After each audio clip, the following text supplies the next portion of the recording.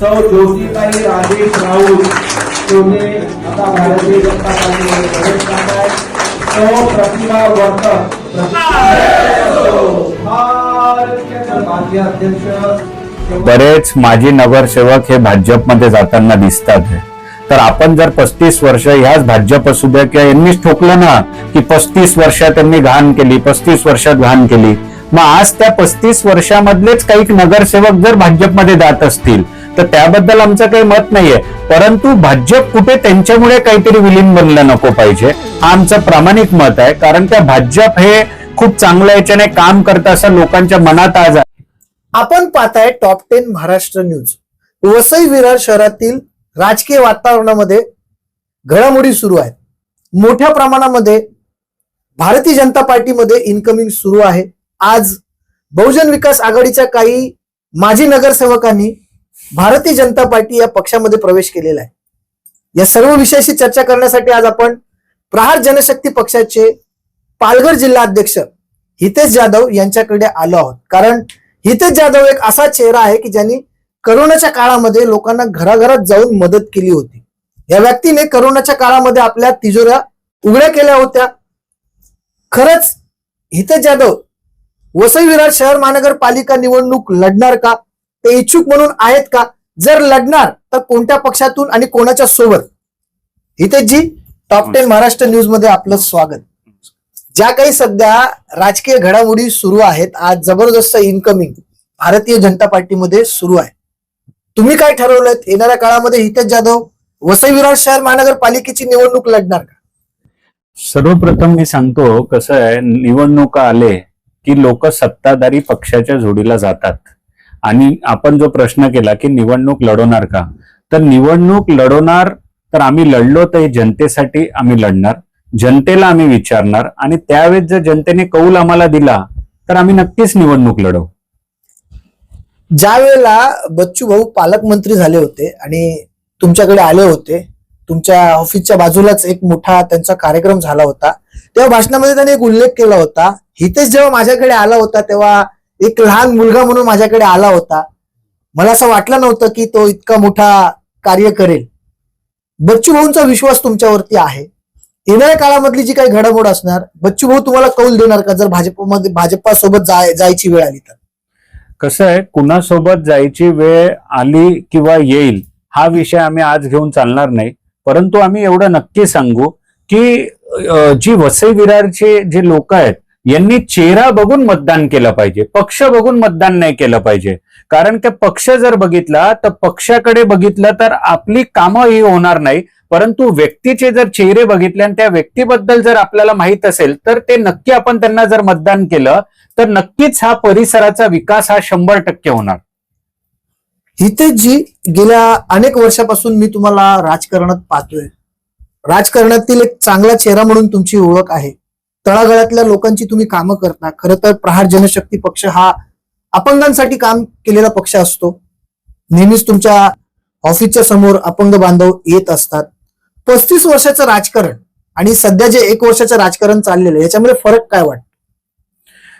फरक आता हेच दिसतोय आम्हाला की एकमेकांना खेचण्याचा प्रयत्न करतात। हे जवळून जर आम्ही, म्हणजे माझं मत तसं आहे, हे जवळून जर मी बघितलं तर, परंतु तसं न करता जनतेला आपण सुविधा कशी देऊ शकतो याच्यावरती जर सगळ्यांनी भांडलं तर त्याचा आनंद हा जनतेला होणार। शेवटी आम्ही असू द्या किंवा कुठलाही पक्ष असू द्या, तो लोकांना न्याय मिळण्यासाठीच काम करतो। परंतु ह्या जे 1 वर्षामध्ये बघतोय मी, तर सध्याचं राजकारण असं बघून आम्हाला दिसतंय की एकमेकांना खेचण्याच्या पलीकडे कुठल्याही कामासाठी काही त्यांचं लक्ष नाहीये, असं माझं तरी मत आहे। हितेंद्र ठाकूरचा करिश्मा आजही या पालघर जिल्ह्यात आपल्याला पाहायला मिळतो। एक मोठे नेते म्हणून त्यांची ओळख आहे, परंतु आज जी काही परिस्थिती बहुजन विकास आघाडीवरती आलेली आहे, त्याचं कारण एक असंही म्हटलं जातं की बहुजन विकास आघाडीचे जे माजी नगरसेवक आहेत त्यांनी मोठ्या प्रमाणामध्ये भ्रष्टाचार केलेला आहे आणि त्यामुळे कुठेतरी लोकांमध्ये एक उदासीनतेचं वातावरण निर्माण आहे। याकडे कशा प्रकारे बघता, कारण तुमच्या बाजूला देखील एक माजी नगरसेवक आहे? खरं म्हणजे कसं आहे, आता जर मी पाहिलं तर बरेच माजी नगरसेवक हे भाजपमध्ये जाताना दिसतात। तर आपण जर 35 वर्ष ह्याच भाजप असू द्या किंवा यांनीच ठोकलं ना की 35 वर्षात त्यांनी घाण केली, 35 वर्षात घाण केली, मग आज त्या 35 वर्षामधलेच काही नगरसेवक जर भाजपमध्ये जात असतील तर त्याबद्दल आमचं काही मत नाहीये. परंतु भाजप कुठे त्यांच्यामुळे काहीतरी विलीन बनलं नको पाहिजे, हा आमचं प्रामाणिक मत आहे. कारण त्या भाजप हे खूप चांगल्या याच्याने काम करतं असं लोकांच्या मनात आज आहे. देशातले पंतप्रधान हेही खूप चांगल्या याच्याने योजना लोकांपर्यंत नेत आहे, तर तो कुठेतरी डाग लागला नको पाहिजे याची खात्री केली पाहिजे. कारण काय नाही तर काय होईल, आज 35 वर्ष सांगून या वर्षभरामध्ये जर आम्हाला असे दिवस बघायला येत असतील वसई विरारच्या लोकांना, तर हे अतिशय दुर्दैवी राहणार. आपण काय केलं पाहिजे, रस्ते असू द्या, पाणी असू द्या किंवा लोकांना जे काय मूलभूत सुविधा देता येतील ह्याकडे जर आपण जास्त ताकद लावून जर भांडलो तर नक्कीच त्याचा आनंद वसई विरार जनतेला मिळेल. हितेश जी, एक मूल प्रश्न मी तुम्हाला विचारतो. करोनाच्या काळामध्ये कांद्यावरून तुमचं भांडण झालं होतं, हे भांडण नेमकं कोणाबरोबर झालं होतं आणि समोरच्या माजी नगरसेवकाला त्या सगळ्या गोष्टीची काय भीती होती?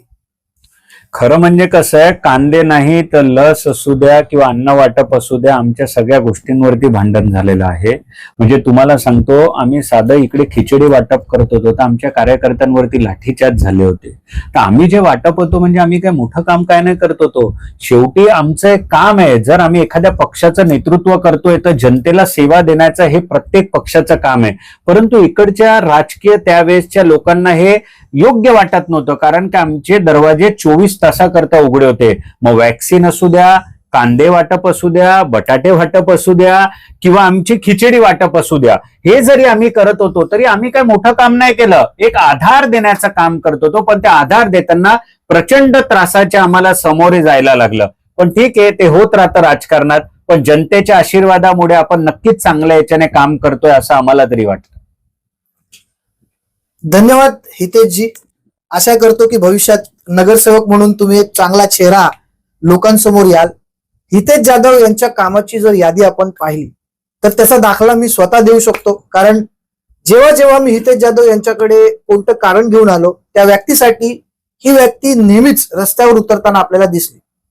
करोनाच्या काळामध्ये कांद्यावरून एका कार्यसम्राट माजी नगरसेवकाबरोबर त्यांचा वाद झाला होता. तो वाद देखील त्या व्यक्तीने चव्हाट्यावरती आणला होता आणि आज त्याच व्यक्तीमुळे कुठेतरी बहुजन विकास आघाडी या पक्षावरती संकट कोसळलेलं आहे. बहुजन विकास आघाडीने अशा माजी नगरसेवकांना शोधून काढलं पाहिजे आणि त्यांना पुनश्च तिकीट देऊ नये. कारण जर त्यांना तिकीट दिली तर त्यांचेच कार्यकर्ते त्यांना पाडतील अशी परिस्थिती निर्माण आहे. आज भारतीय जनता पार्टीमध्ये प्रचंड मोठ्या प्रमाणामध्ये इन्कमिंग झालेला असताना देखील प्रहार जनशक्ती पक्ष एक स्वतःची ओळख आपल्या समोर आणतोय. येणाऱ्या काळामध्ये वसई विरार शहर महानगरपालिकेची निवडणूक आहे आणि या निवडणुकीमध्ये व्यक्ती चेहरा पाहूनच मतदान करा. Top 10 Maharashtra news, Vasai Virar.